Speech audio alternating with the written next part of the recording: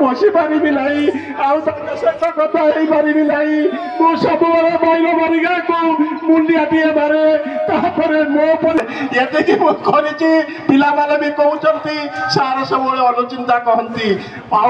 मु भी लेखा लेखी करे मु भी विभिन्न सभा को जाए मारे कहारी पाखरे मुझे खराब है समस्ते निश्चित मन रखा बोली मु हाथ जोड़ी अनुरोध करुच्ची कई जन प्रणाशारे आसी कई जन प्रणाशारे आसी सार के भूलब ना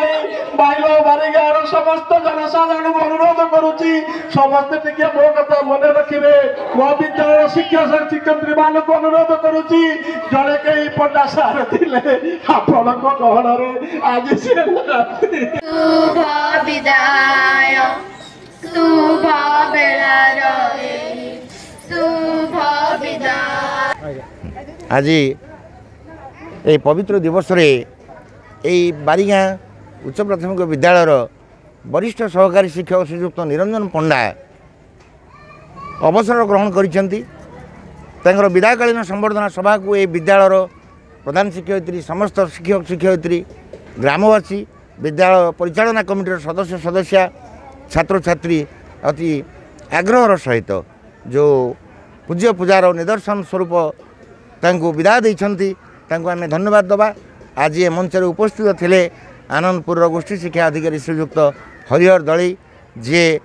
विदायी शिक्षकों को तांको हाथ में तांकर अंतिम दिवसर पाउना आज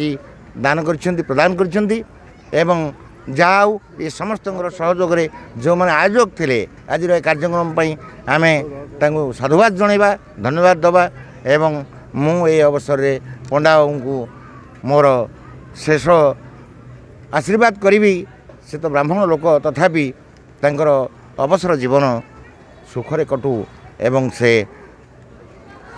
निरोग एवं सुखी ही रहतु। रुचिका साहू कौन होता तुम स्कूल आज निरंजन सार विद्यालय दिन कौन विदाय आज देल कौन लगुच कौन कहल कि पाठ पढ़ुले बहुत बहुत दुख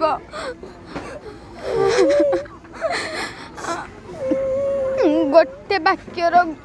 केते केते केते केते केते केते कपी आम भाभी भी पारनु ताके पढ़ाऊँ हम मन बहुत दुख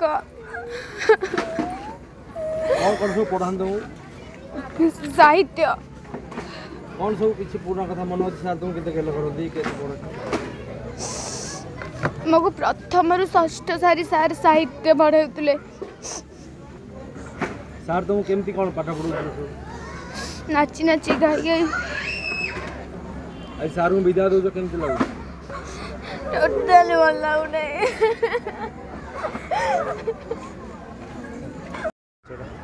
मो ना प्रेमलता पेरे विद्यालय प्रधान शिक्षयित्री 20 मसीह एपर्यंत विद्यालय प्रधान शिक्षक काम करुँच। आज आम विद्यालय सहकारी शिक्षक श्रीजुक्त निरंजन पंडांकर अवसरकालीन विदाय संबर्धना कराउथला। एई सभारे आमर बीओ एबीओ पुरातन बीओ और पुरातन एबीओ समस्ते अंशग्रहण करथिले। विभिन्न सीआरसी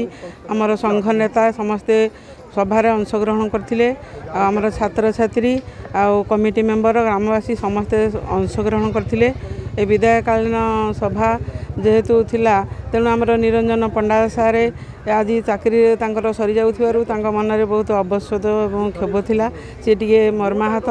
आउ तेणु समस्तंकर तांका प्रति जो भल पाइबा आउ स्नेह श्रद्धा से स्नेह श्रद्धा भल पाइबा तांकर सब दुख दूर करिवो एवं तांकर भविष्यत जीवन कुसुमित हबो। तांकर निरामय एवं आनंदमय दीर्घायु जीवन कामना करी भगवान के ठारे आज एतिकी प्रार्थना करछि।